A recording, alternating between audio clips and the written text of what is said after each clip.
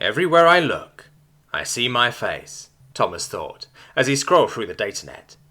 Every social media platform he went on, there were countless edited images, videos, memes, and news articles, all about him. Hearing chuckling from behind him, he turned. Jackster was on her bed behind him, looking at her holopad. "It's a meme, isn't it?" he said, standing up and walking towards her. Thomas had seen so many memes of himself at this point, and worst of all, most of them weren't funny. Jackster turned her holopad and showed him the incredible meme she was losing her mind over. Thomas stared. It was a picture of a fist-sized rock with a "ahago" expression, with the caption, "When a human picks you up." He had to admit, it was lucky most galactic species shared the same bizarre, surreal sense of humour humans did, and he smiled slightly, despite trying not to. Of course, Jackster instantly noticed. "You think it's funny," she said, a knowing smile spreading on her scowled face. "I don't, Thomas couldn't keep up his facade any longer. Against his will, the corners of his mouth began twitching upwards, and he started to laugh. It was a slow chuckle at first, and then he began laughing hysterically, both from the meme and the absolute strangeness of the whole situation. He was a meme. He was internet famous. He, Thomas Winters, at 16.5 cycles old. He tried to stop laughing, but couldn't, the absurdity of his situation getting to him. Thomas's laughter turned to strangled wheezes, and Jackster stood up, alarmed. Thomas, you okay?" she said urgently, getting up and grabbing him by the shoulders. "Oh great, now Jackster thinks I'm dying. That's pretty funny," Thomas thought, and he somehow began laughing even harder. Before Jackster could get too panicked, he placed a hand on her shoulder and choked out a sentence. It's all good, Jackster. I'm okay. Thomas finally calmed down, taking deep breaths. What? It sounded like you were dying, Jackster exclaimed, and just like that, Thomas fell into another fit of hysterics. By the time he stopped laughing again, Jackster was very much sick of his shit, for only a few minutes. "You may just have the dumbest sense of humour ever," Jackster said, as she shook her head in a jokingly pompous way. "You laughed at it too," Thomas said defensively, a smile beginning to form on his lips, but a shout downstairs interrupted them. "Everyone, dinner's ready," Mrs. Adair shouted. As he began to leave the room, he realised Jackster remained sitting. "You coming?" he asked, slightly worried, and Jackster looked up at him and nodded. "Just thinking, I'll join you in a minute," she said, and Thomas looked at her a moment longer before he moved to the door, but just as he was about to leave, he turned back. "Just don't take too long, okay?" he said, with a genuine smile, before he moved out of sight. "I hope she's fine. The past few days have been stressful after all. Is she taking all of this well for me?"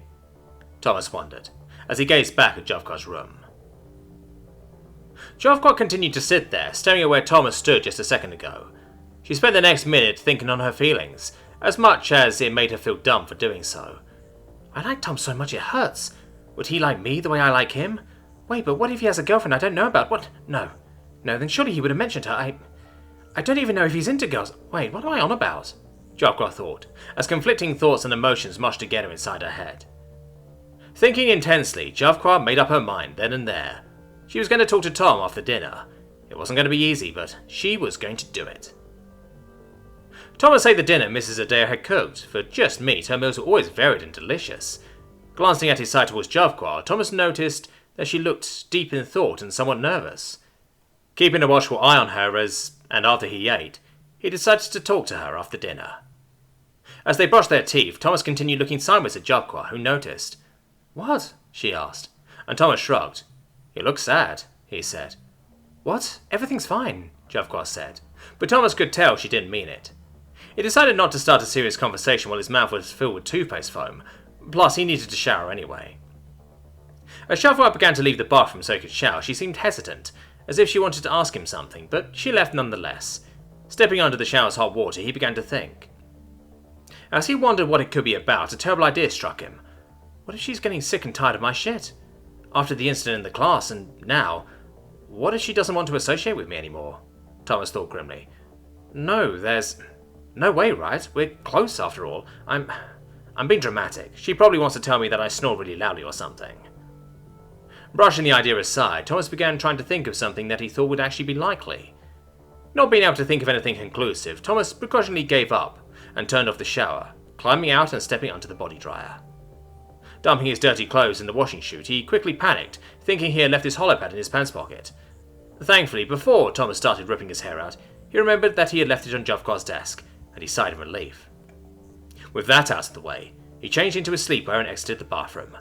Walking to Jovkar's room, he entered, closing the door behind him. Are you tired? I keep forgetting you need more sleep than me. Before Thomas could continue speaking, scaled claws tightly gripped his shoulders.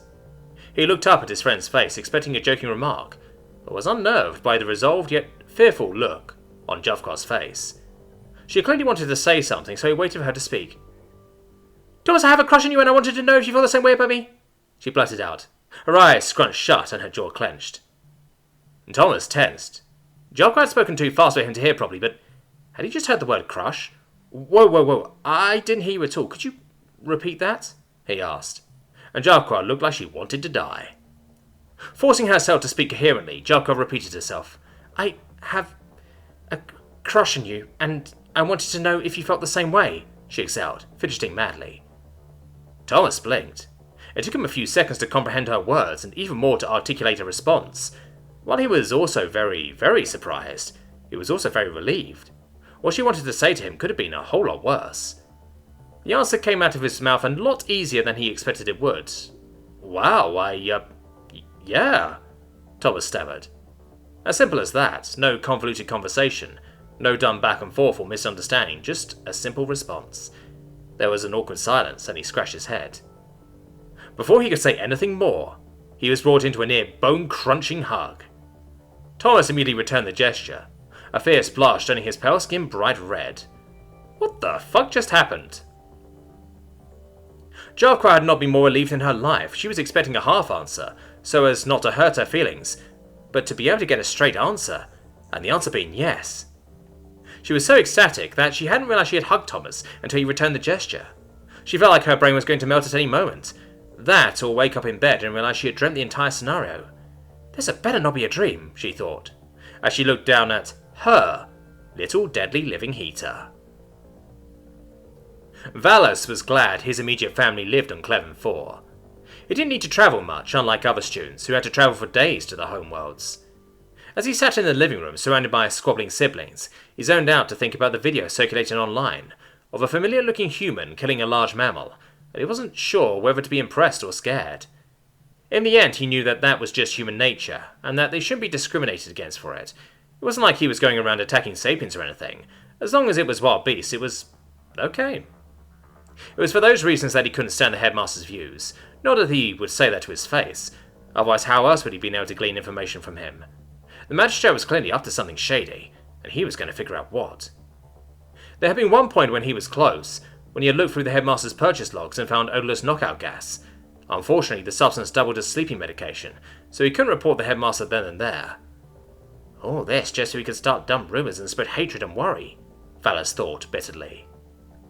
His thoughts drifted elsewhere, and he remembered the day the headmaster warned him with news of other human planetary unifications sending their own citizens out into the wider galaxy.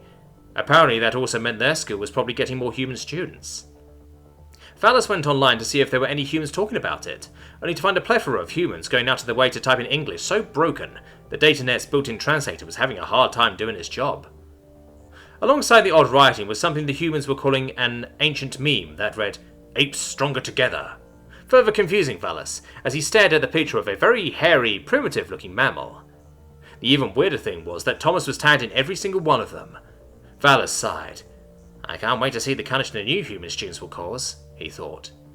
But first things first, I really need to apologise to Thomas and Jovkar, maybe even try and become friends with them. They seem nice enough.